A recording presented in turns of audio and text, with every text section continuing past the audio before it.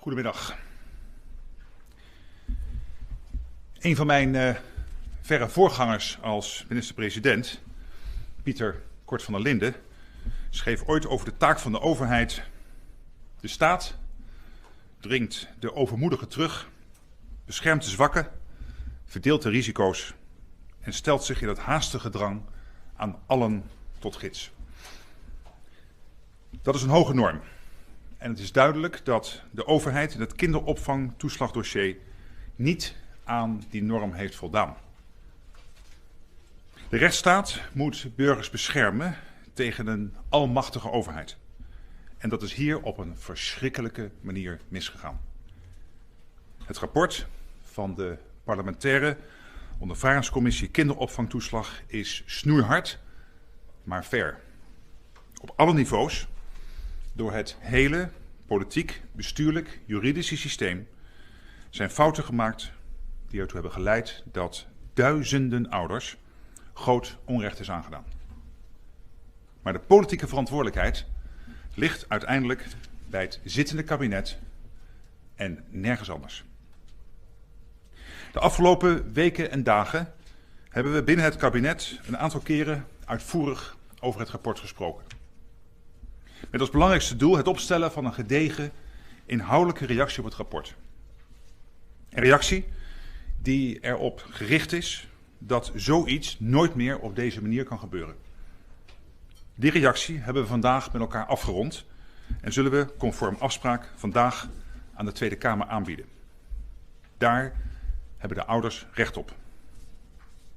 De kabinetsreactie gaat natuurlijk over financiële compensatie aan de getroffen ouders.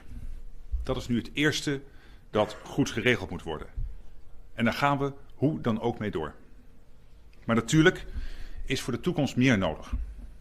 Want het kan en mag niet nog een keer zo verschrikkelijk misgaan.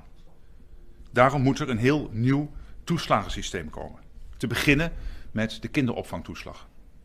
Signalen dat het ergens niet goed gaat, moeten veel sneller naar boven komen en veel sneller tot actie leiden. En ook moet de informatievoorziening fundamenteel op de schop. Zo zullen bijvoorbeeld voortaan de stukken die ten grondslag liggen aan een kabinetsbesluit openbaar worden gemaakt en wordt na elke ministerraad een besluitenlijst met toelichting gepubliceerd. Vandaag was ook de vraag naar de politieke verantwoordelijkheid aan de orde. We zijn eensgezind.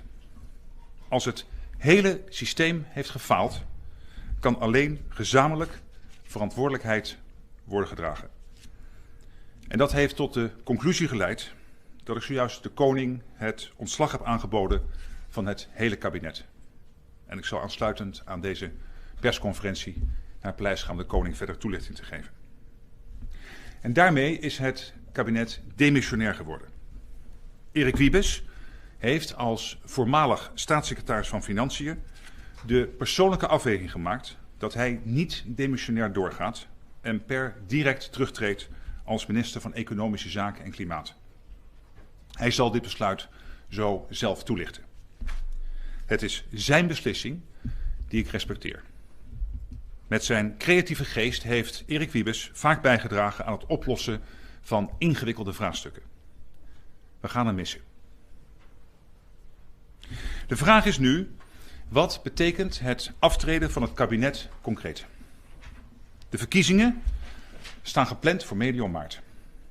En van ons mag ondertussen worden verwacht dat we doen wat nodig is in het landsbelang.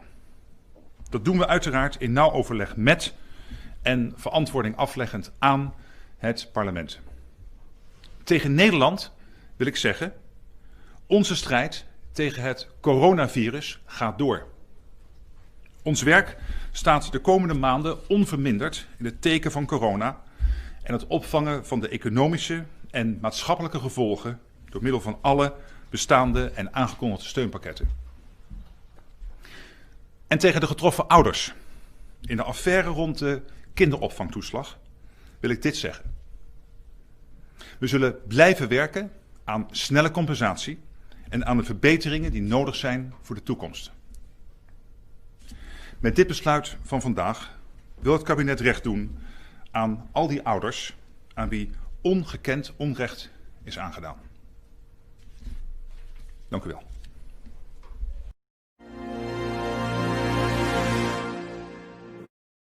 Whoever we are, we all share the same responsibility. Make our planet great again. Thank you. Alertheid, solidariteit en warmte.